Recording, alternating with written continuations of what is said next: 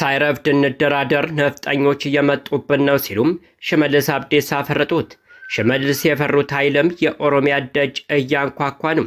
የግብፅ ጦር አሰብ ሊገባ እንደሚችል ተሰምቷል። ፕሬዝዳንት ኢሳያስ ለኢትዮጵያ ለመስጠት ተስማምተውት የነበረው ወደብ ለምን እንደቀረ ታወቀ። ይህ ኢትዮ ፖስት ነው። የከበረ ሰላምታችን በያላችሁበት የዓለም ክፍል ይድረሳችሁ እያልን የተወደዳችሁ የቻናላችን ቤተሰቦች ለአሁን የተደመጡ ወቅታዊና ሰበር መረጃዎችን አጠናክረናል። ዋና ዋናዎቹን እናስቀድማለን። ሳይረፍድ እንደራደር ነፍጠኞች እየመጡብን ነው ሲሉ ሽመልስ አብዲሳ ፈረጡት። ሽመልስ የፈሩት ኃይልም የኦሮሚያን ደጅ እያንኳኳ ነው። ፕሬዝደንቱ ከሰሞኑ ባደረጉት ንግግር ኦሮሚያ ሳትፈርስ የብልጽግናውን ስርዓት ማፍረስ እንደማይችሉም ያወቁ ኃይሎች ኦሮሚያን ሊያፈርሱ ነው ሲሉም የክተት አዋጅ ማወጃቸው ተሰምቷል። በፋኖ ግስጋሴ ድንጋጤ ውስጥ የገቡት ሽመልስ አብዲሳ ፋኖ ወደ አዲስ አበባ ሲቃረብ ፋኖ አዲስ አበባ እንዳይገባ የሚያግድ ሚስጥራዊ ወታደራዊ ኃይል ማሰልጠናቸው እየተሰማ ነው። ዝርዝሩን ይዘነዋል። አሰብ ላይ ውጥረት ሊፈነዳ ከጫፍ በደረሰበት በዚህ ወቅት ካይሮ የተከሰቱት ፕሬዝዳንት ኢሳያስ አፈወርቂም ከጉዟቸው ጀርባ ያሉ ሁለት ጥብቅ ሚስጥሮች ታውቋል። ቀይ ባህርና አሰብ ላይ ያነጣጠረው የኢሳያስ ጉዞ ከጀርባው አደገኛ ካርድ ያዘለ እንደሆነ እየተሰማ ነው። የሻዕቢያው አለቃ የግብፅ ጦር አሰብ ላይ እንዲሰፍር ስምምነት ሊፈጽሙ እንደሚችሉም በካይሮ የሚወጡ ትንታኔዎች እያመላከቱ ነው። በዝርዝር ሰሙታላችሁ። ፕሬዝዳንት ኢሳያስ አፈወርቂ ከዓመታት በፊት ለኢትዮጵያ ወደብ ለመስጠት ተስማምተው ነበረ። የስምምነት እንዲፈጸም የቀድሞው ጠቅላይ ሚኒስትር አቶ ኃይለማርያም ደሳለኝ ትልቅ ሚና እንደተጫወቱ መረጃዎች ያሳያሉ። የስምምነት ለምን እንደከሸፈ አንድ ሪፖርት ወጥቷል። ለመሆኑ አቶ ኢሳያስ ቃላቸውን ለምን አጠፉ? ስምምነቱ ለምን ከሸፈ? የሚለውን በጥልቀት እንቃኛለን። ኢትዮጵያውያን ስደተኞች ባሉበት እስር ቤት ላይ አሜሪካ የአየር ድብደባ ፈጸመች። የአየር ጥቃቱን ተከትለው በርካታ ኢትዮጵያውያን ተገድለዋል። እንደ ዓለም አቀፍ መብት ተሟጋቾች ድርጅት ከሆነም የጦር ወንጀል ነው፣ በአስቸኳይ ይመርመር ሲሉም ጠይቀዋል። ይህንም በዝርዝር ታደምጡታላችሁ። የተወደዳችሁ የቻናላችን ቤተሰቦች እነዚህና ሌሎች መረጃዎችን አጠናክረናል። ቪዲዮውን ላይክና ሼር በማድረግ አብራችሁን ቆዩም። ወደ መረጃዎቹ እናምራለን። ኢትዮጵያውያን ስደተኞች ባሉበት እስር ቤት ላይ አሜሪካ የአየር ድብደባ ፈጸመች። የአየር ጥቃቱን ተከትለው በርካታ ኢትዮጵያውያን ተገድለዋል።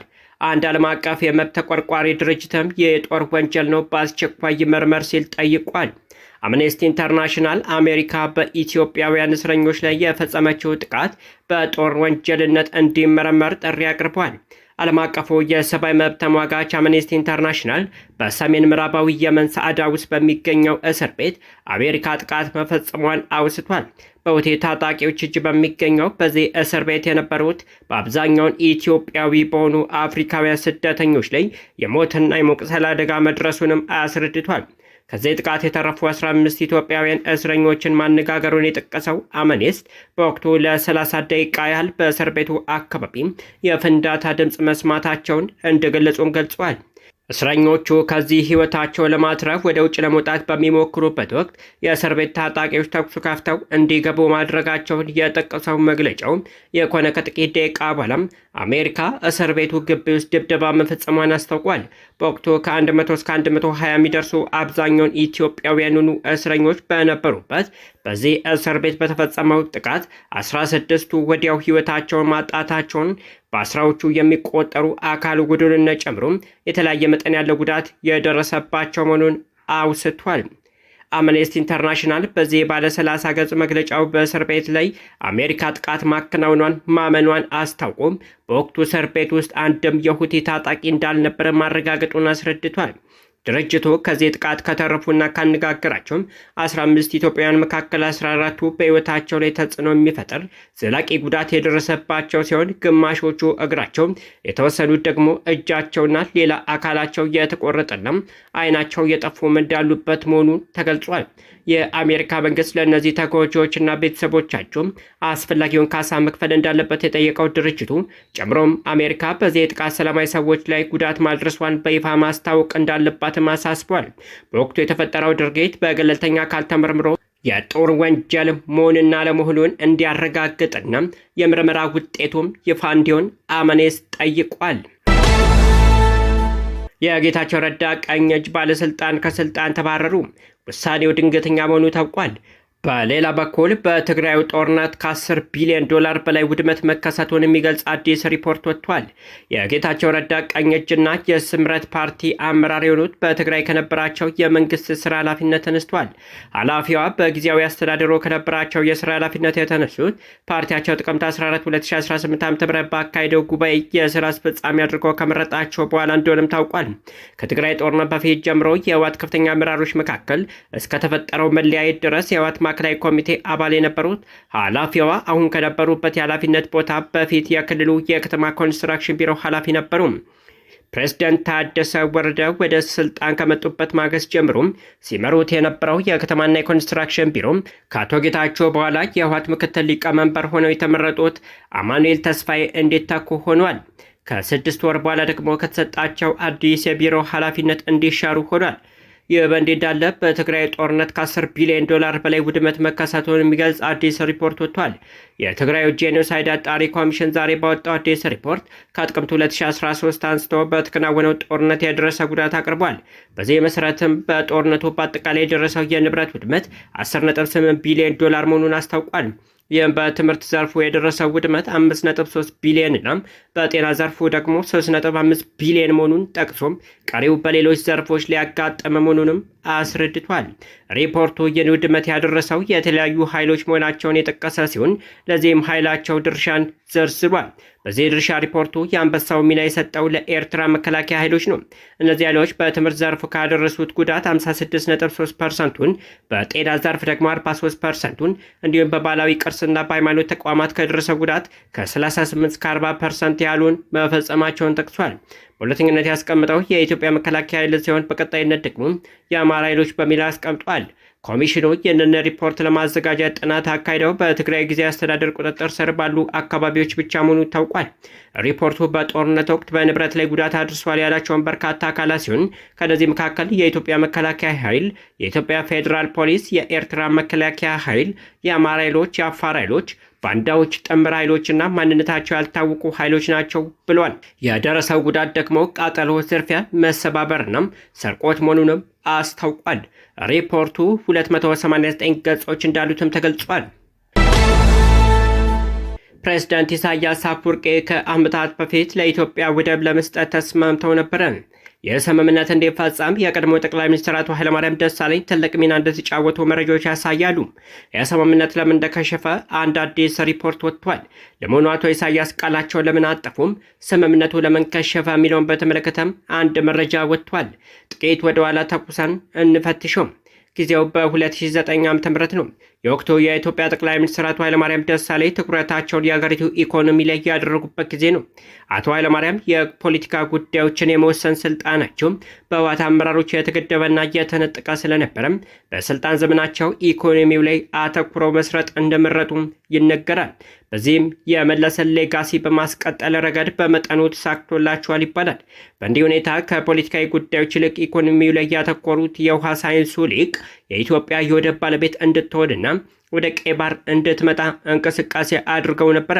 ኃይለማርያም በቻይና መንግስት እገዛ ባደረጉት እንቅስቃሴ ሀገሪቱ የወደብ ባለቤት እንድትሆን ከፕሬዝዳንት ኢሳያስ አፈወርቂ ጋር በጓዳ ከስምምነት ደርሰው ነበር። ፕሬዝዳንት ኢሳያስ ወደቡን ለኢትዮጵያ በመስጠት በምትኩ ኢህአዴግ ከሽንጠ ረጅሙ የሁመራ መሬት ለመረብ መላሽ ሰዎች የሁመራ መሬት ገምሶ ለመስጠት ተስማምቶ ነበር። ይህ ስምምነት በሻዕቢያና በኢህአዴግ መካከል እንዲደረግ የቻይና መንግስት ትልቅ ሚና እንደተጫወተም የቤተ መንግስት ሰነዶች ይጠቁማሉ። ኃይለማርያም በስምምነቱ መሰረት ከስፍራው አንስቶ አዲስ አበባ ድረስ የሚዘልቅ የባቡር ሀዲድ ለመዘርጋትም ወጥነው ነበር። ይሁንና ግን የስምምነት በፊርማ ሳይጸናና ወደ ትግበራ ሳይገባም ከሽፏል። ምክንያቱ ደግሞ በወቅቱ በኢትዮጵያ የነበረው ህዝባዊ አመፅና የኢህአዴግ የውስጥ ሽኩቻ በምክንያትነት ይጠቀሳል።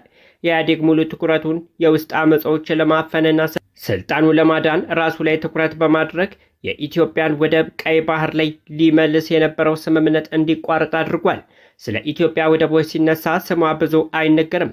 ምናልባትም አሰብ ጉያ ስር የተሸጎጠች መሆኗም ስሟ እንዳይገን አድርጎት ይሆናል። ነገር ግን በደርግ ዘመነ መንግስት ሶስተኛዋ የአገሪቱ የወደብ ከተማ ነበረች ሚጢጥዬ። ነገር ግን ደግሞ የቀይ ባህር ማጮልቂያ ናት። የምናውረው ከምጽዋ 360 ኪሎ ሜትር ከምትርቀው አሰብ ኪስ ውስጥ ስላለችው ጢዮ ወደብ ነው። ጢዮ ከአሰብ 5 አውራጃዎች አንዷ የነበረችና በቀይ ባህር ላይ የምትገኝ ትንሽ ከተማ ናት። በብዙ አቅጣጫ ከአሰብ ጋር የተያዘ ህይወት ስላላት ስለ አሰብ አንስቶ ጢዮን መተው አይቻልም። በደርግ ዘመነ መንግስት ይህች ሚጢጤ የወደብ ከተማ እንደ ሶስተኛ የአገሪቱ ወደብ ትታይ ስለነበረም የወቅቱ የባህር ትራንስፖርት ባለስልጣን አካባቢውን ለማሳደግና ከተማዋን ለማስፋፋት ወደቡን ለመገንባት ጥረት እንዳደረገ የታሪክ ሰነዶች ያመለክታሉ። የጀልባ መጠገኛ በተሻለ ሁኔታ ተሰርቶ መለስተኛ ጀልባዎች እንዲጠገኑ ተደርጓል። ከምጽዋ ወደ 360 ኪሎ ሜትር ርቀት ላይ የምትገኝ ሲሆን ትግራይ በኩል ደግሞ በአፋር በረሃላ ዳሎል በኩል 60 ኪሎ ሜትር ርቀት ላይም ትገኛለች። አሰብ ላይ ውጥረት የፈነዳ ከጫፍ በደረሰበት በዚህ ወቅት ካይሮ የተከሰቱት ፕሬዝደንት ኢሳያስ አፈወርቂ ከጉዟቸው ጀርባ ያሉ ሁለት ጥብቅ ሚስጥሮች ታውቋል። ቀይ ባህርና አሰብ ላይ ያነጣጠረው የኢሳያስ ጉዞ ከጀርባቸው አደገኛ ካርድ ያዘለ እንደሆነ እየተሰማ ነው። ሻዕቢያው አለቃ የግብፅ ጦር አሰብ ላይ የሰፈር ስምምነት ሊፈጽም እንደሚችሉም ከካይሮ የሚወጡ ትንታኔዎች እያመለክቱ ነው። ግብፅ ለጸረ ኢትዮጵያ ተልኳ ሻዕቢያን በፈለገችበት ጊዜ ሁሉ አጥታው አታውቅም። ግብፅ የኢትዮጵያና ሶማሊያ ውጥረት ተረገብ ሲል ፊቷን ወደ አስመራ ዙራለች። ግብፅና ኤርትራ ይፋ ያልተደረገ ጠንካራ ወታደራዊ ስምምነት ያካተተ ሰነድ የተፈራረሙት ባሳለፍነው 2017 ዓ.ም እንደሆነም ታውቋል። ግብፅ በሌሎች ሀገራት ውጊያ ላይ ሳትሳተፍ ሁልጊዜ የምትጠቀመው አንድ ስልት ነው። እሱም ጦሯን በአንድም ሆነ በሌላ መንገድ ውጊያ ከሚደረግባቸው ሀገራት ጎረቤት በሰላም ማስከበር እንዲሁም በጋራ ወታደራዊ ልምምድ ማስፈር ነው። ሱዳን ውስጥ የሁለቱ አውራጃ ጄኔራሎች የእርስ በርስ ጦርነት ሲፈነዳም በጄኔራል ሐምዳን ዳጋሎ ሄሜቲ የሚመራው የፈጥኖ ድራሽ ኃይል አስቀድሞ የደበደበው የግብፅን ጦር ነበረ። ዳጋሎ ወየን ያደረገው ግብፅ በሰሜኑ ጦርነት ወቅት ኢትዮጵያ የሰራቻቸውን ፋውሎች ስለሚያውቅ ነው። አሁን ኢትዮጵያና ኤርትራ የመጨረሻው የጦርነት ዋዜማ ላይ መሆናቸውን ተከትሎ ግብፅ ምን እያደረገች ነው ብለው መጠየቅም ተገቢ ነው። ባለፈው ሳምንት ጅቡቲ ለኢትዮጵያ ሰጥቷል ያለችውን የታጁራ ወደብን ለሳውዲ አረቢያ በሊዝ አሳልፋ ሰጥታለች። ይህ ኢትዮጵያን የሚያበሳጨው አደገኛ ውሳኔ እንደሆነም ተንታኞች ይናገራሉ። ፕሬዝዳንት ኢሳያስም የጅቡቲን ፈለግ ተከትለው የአሰብን ወደብ በሊዝ ስምምነት ለግብፅ ሊሰጡ ይችላሉ በሚል እየተሰጋ ነው። የዛሬ ጉዞአቸው ከዚህ ጋር የተገናኘ ሊሆን እንደሚችል ተንታኙ እየገለጹ ነው። የሚሆን ከሆነ ደግሞ የግብፅ ጦር በአሰብ ላይ ሊሰፍር እንደሚችል በርካቶች በመግለጽ ላይ ናቸው።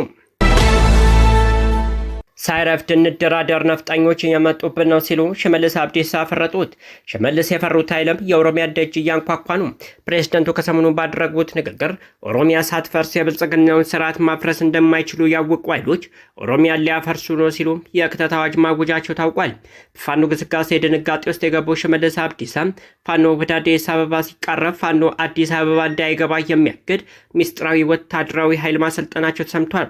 አማራ መጣል ተነስ እየተባለ ውትወታውና ጉትጎታው መሳሪያ ክዥና ወታደራዊ ስልጠናው ከወትሮ በተለየ በከፍተኛ ሁኔታ በግዳጅ እየተፈጸመ ነው። በኦሮሚያ ክልል የተለያዩ አካባቢዎች ጋሽና ሲርና ወይም የስርዓት ዘብ በሚል በበርካታ አካባቢ ነዋሪዎች በግዳጅ ወታደራዊ ስልጠና እንዲወስዱም እየተደረገ ነው። የልጆች ምልመላ፣ የገንዘብ መዋጮ፣ የቤተሰብ ወታደራዊ ስልጠና በግዳጅ ቀጥሎ ህዝቡን እያማረረ ነው። የብልጽግና መንግስት ዋና ፕሮጀክት ዋና አስፈጻሚ ሽመልስ አብዲሳ የክተት አዋጅ ማወጃቸው ተሰምቷል። የአማራን ሱሪ ያስወልቃለሁ በማለት ወደ አማራ ክልል ዘሎ የመንግስት ሰራዊትም በፋኖ የሰዓት ራት መሆኑን ተከትሎም ብርድ እያለው መሆኑን በተለያዩ መንገድ እየተገለጸ ሲሆን ሰሞነኛው የሽመልስ አብዲሳ ንግግርም ምስክር ነው። መንግስት በራሱ ስህተት በከፈታው ጦርነት አጠፋዋለሁ ባለው ኃይል ሲለበለብ በውር ድንበር ጉዞ አሁንም ገፍቶበታል። ሰሜኑ ከተረጋጋ ማዕከሉ ይበጠበጣል የሚል የተንሻፈፈ አቋምና የብጥብጥ እቅድ ይዞ የተነሳው መንግስት ፋኖ የትግሉን ሜዳ ከአማራ ክልል ሊያስወጣ ነው የሚል ስጋት ውስጥ መውደቁን ተከትሎም ሽመልስ አብዲሳ ከታከለ ኡማ ጋር በአምቦ ባደረገው ንግግር ነፍጠኛ መሳሪያ አንስቶ እየመጣብን ነው፣ ኦሮሞ በደሙ ያገኘውን ድል ሊቀማ ከጫፍ ደርሷል ሲሉም መናገራቸው ይታወቃል። በዚህ የማያበቃው የፕሬዝደንቱ ንግግር ሲቀጥል ኦሮሚያ ሳትፈርስ የብልጽግናውን ስርዓት ማፍረስ እንደማይችሉ ያወቁ ኃይሎች ኦሮሚያን ሊያፈርሱ ነው ሲል አሁን ያለውን ተረኛ አገዛዝ የአንድ ብሔር ወገን ጥቅምና ፍላጎት የሚያደላድል የአንድ ወገን የመንግስት መሆኑን ያወጀ ሲሆን አስከትለውም ይህ የኦሮሞ መንግስት እንዳይገለበጥም የኦሮሞ ህዝብ በነቂስ ወጥቶ ስርዓቱን ከአደጋ መጠበቅ አለበት የሚል የክተት አዋጅ አውጇል። አበቃን። መልካም ጊዜን ተመኘን።